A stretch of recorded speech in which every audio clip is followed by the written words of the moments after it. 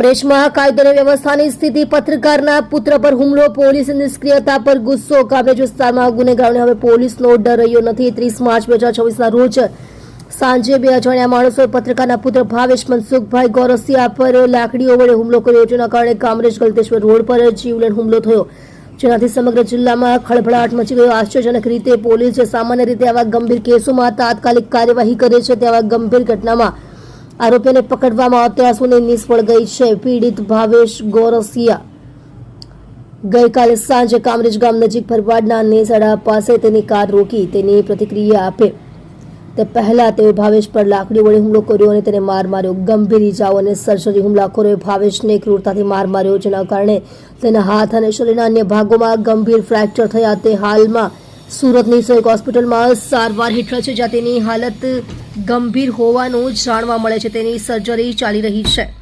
સ્થાનિકો અને પ્રત્યક્ષદર્શીઓના જણાવ્યા મુજબ હુમલાખોરોમાંથી એકના વાળ લાંબા હતા, બીજા માણસ પાસે તેને મારવા માટે મોટી લાકડી હતી.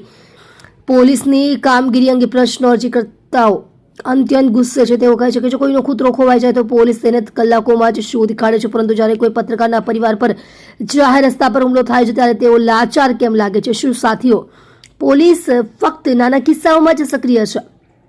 પરિવારે આ વિશે લખ્યું છે કે ન્યાય અને અજાણ્યા ગુનેગારો સામે કડક કાર્યવાહી અને તેની ધરપકડની માંગ છે. હવે જોવાનું બાકી છે કે પોલીસ ક્યારે કાર્યવાહી કરશે.